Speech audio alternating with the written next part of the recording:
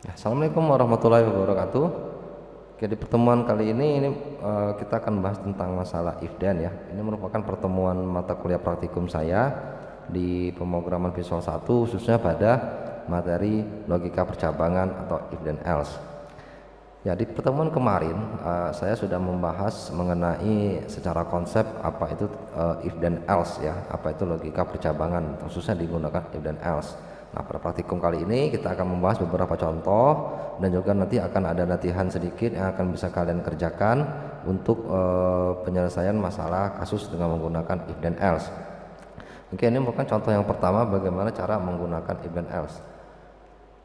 Nah, di sini saya akan menjelaskan ada tentang kasus, yaitu bagaimana cara menentukan sebuah bilangan, apakah bilangan yang akan diinputkan pada text box yang akan kita buat nantinya dalam form itu bilangan genap atau bilangan ganjil.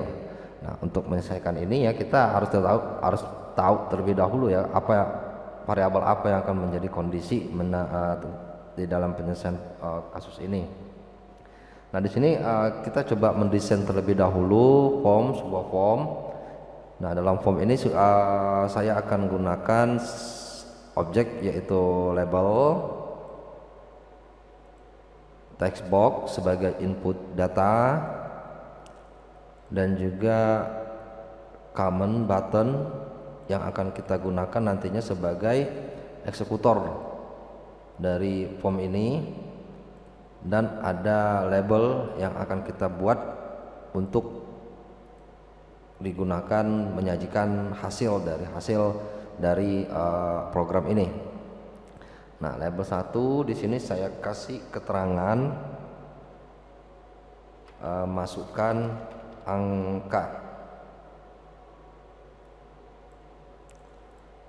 Untuk common 1 saya akan ketik captionnya yaitu proses. Nah, di teks 1 ini saya hapus saja karena enggak kita pakai ya. Nah, sekarang kita mulai untuk penyelesaian kasus ini. Nah, di sini kan dalam kasus ini kita diminta untuk menentukan apakah data yang akan kita masukkan ke dalam text box ini, ke dalam text box 1 ini, apakah dia itu bilangannya genap atau ganjil. Nah, dari kasus itu kita kan bisa menelaah bahwa ada kondisi ya, yaitu kondisinya jika benar dia genap, jika salah dia adalah ganjil. Nah, pertanyaannya bagaimana caranya kita harus menentukan kondisinya. Nah, di sini kita memanfaatkan fungsi mod ya yang ada di dalam Visual Basic. Nah, mod ini nanti kalian bisa lebih baca lagi bahwa mod ini fungsinya adalah untuk menentukan sisa bagi.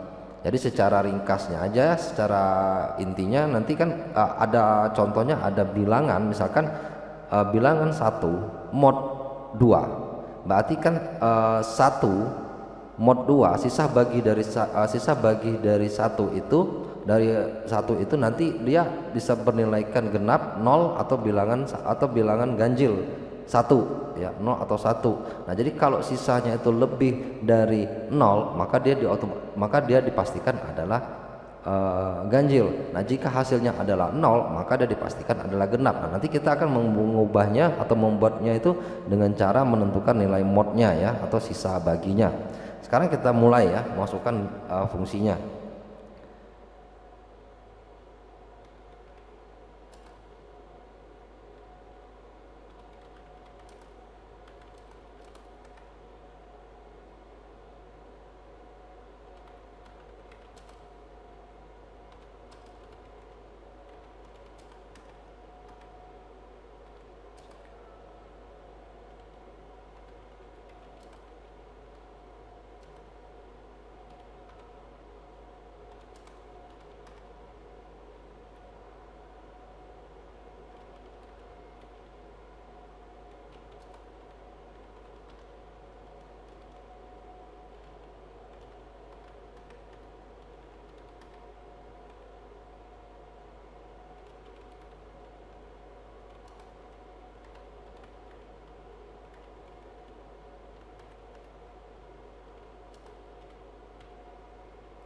Nah, oke. Nah, sekarang kita coba untuk menjalankan perintah formnya ya dengan mengetik F5. Sekarang saya akan masukkan angka. Nah, di sini sudah saya buat jika bilangan mod 2 sama dengan 0 maka dia genap. Nah, sekarang kita masukkan angka 5.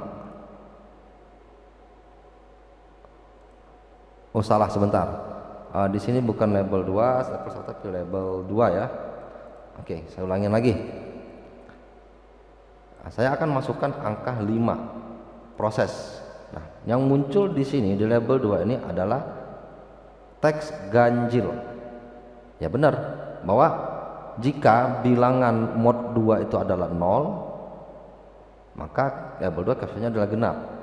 Sedangkan ini 5 ini kalau sisa bagi dari 2 hasilnya pasti 1. Nah, maka dia akan menjalankan statement yang ada pada else ini, yang artinya statement false inilah, salah ini akan dijalankan. Maka 5 adalah ganjil. Sekarang saya akan masukkan nilai 10 kalau di kitab sisa bagi dari 2 pasti hasilnya adalah 0. Maka bisa saya pastikan label 2 itu akan bernilaikan genap. Nah, ini hasilnya menjadi genap. Nah, itu penerapan contoh pertama dalam logika if then else atau percabangan. Jadi yang harus diperhatikan, yang harus kita titik beratkan itu adalah kondisi. Yang mana kondisi? Kondisi adalah ini. Jika bilangan mod 2 sama dengan 0. Ya, dari kata bilangan sampai dengan 0 ini merupakan satu kesatuan kondisi di mana variabel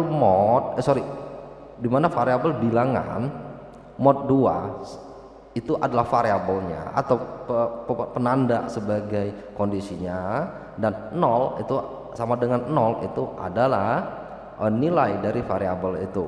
Nah, maka bisa dikatakan bahwa mulai dari kata bilangan sampai dengan angka 0 itu merupakan satu kondisi.